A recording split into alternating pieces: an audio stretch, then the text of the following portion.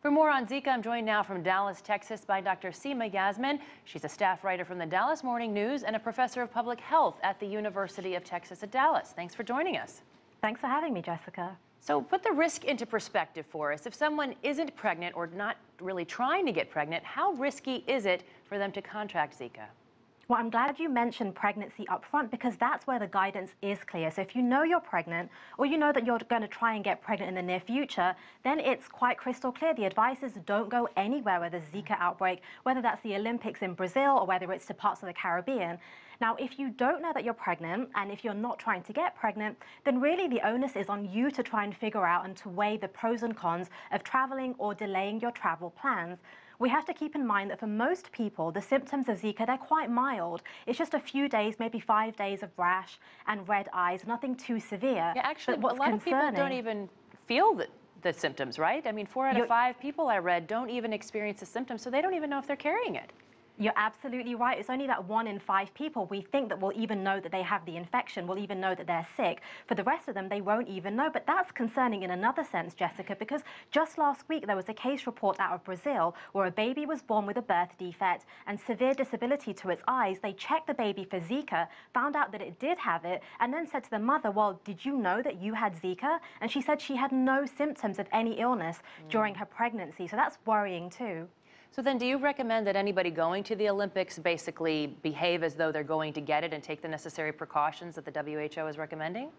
Absolutely, that's the safest thing to do in this instance. Be aware that even though people are saying it's going to be winter time in Rio, temperatures can still be warm enough for these mosquitoes to be buzzing around. So it's on you to be responsible, use insect repellent, cover up, and be aware that these mosquitoes are aggressive human biters. They like to bite during daylight hours. So you may want to be in shorts and a t-shirt because it's going to be warm there, but you have to cover up and avoid that risk of getting infected in the first place. I mean, there's a very real question here when you're talking about Zika. Would canceling the Olympics really prevent the spread of Zika globally? I mean, it's not like people aren't going to and from Brazil and many of the Zika infected areas anyway.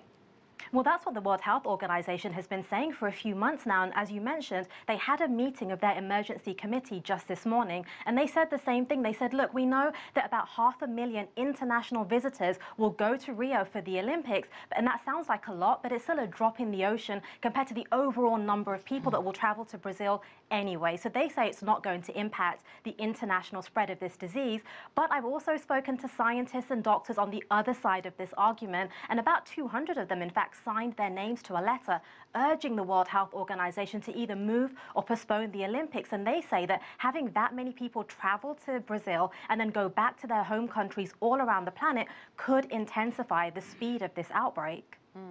So I've read that Brazil has been doing work on mosquito control, so literally reducing the mosquito population. They've also been handing out contraception, and we also know that this colder weather isn't really something the mosquito that spreads Zika likes. Do you think that Brazil's doing enough, though, to mitigate the spread of Zika at the Olympics? Is there anything else that they can be doing?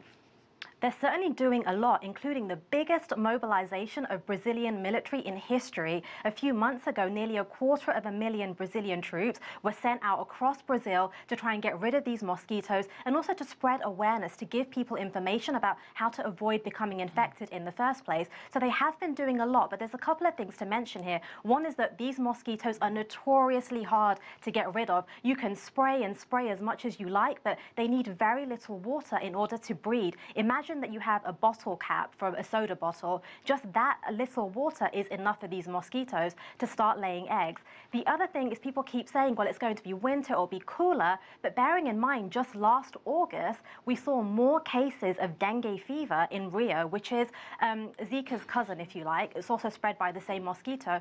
More cases of that virus in August last year than in the few months prior to that combined. So it's not always cooler in August in Rio. One of the things I found really interesting when you talk to people that are in Zika-affected areas, a lot of them are not concerned about contracting it. They're only concerned if they are pregnant. So I guess the question would be, is Brazil getting enough information out? Is the world getting enough information out so that people know what to do? You've mentioned all the things they need to do, but do people know when to be concerned and how to protect themselves? I think the information is getting out there, this information about using insect repellents and covering up. But I think as scientists and public health experts, people need to be realistic as well. They keep saying, if you know you're pregnant, if you know you're going to try and have a baby. But let's be real here. Women don't know they're pregnant the instant they get pregnant. Oftentimes, many, many weeks will go by before they have a positive pregnancy test. And the same thing with delaying pregnancy or knowing that you're going to get pregnant. In parts of the world where Zika is circulating, 50% of pregnancies are unplanned. So I really worry about those people, and we have to be honest that the story of Zika is really the story of women's reproductive rights, and that's where Brazil and many other countries could do more work.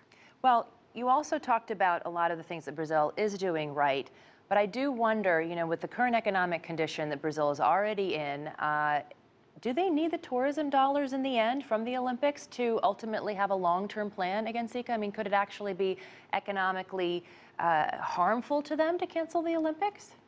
You know, I've spoken to some economists who say that the Olympics doesn't generate the kind of revenue you imagine, and that's because it's really expensive to host it in the first place. But from a public health perspective, one thing we can say is anytime the World Health Organization declares a public health emergency of international concern, and they don't do that very often, it's only been about 4 times, anytime they make that declaration, the country or the region where they're saying there's an emergency sees economic losses. So that's probably already happening, and we'll wait to see in the next few months whether we get more information about that. But on the point of money, we in the US also need those funds to be mobilized and to be released to public health departments. And we're seeing a political stalemate here in the US where the president asked months ago for Congress to release funds, and it still hasn't happened. It is going to be a long-term fight, it appears. Our thanks to you, Dr. Seema Yasmin, coming to us from Dallas, Texas. We learned a lot from you. Thanks for your time. If you like what you just saw, follow us on social media and visit our website, CCTV-America.com.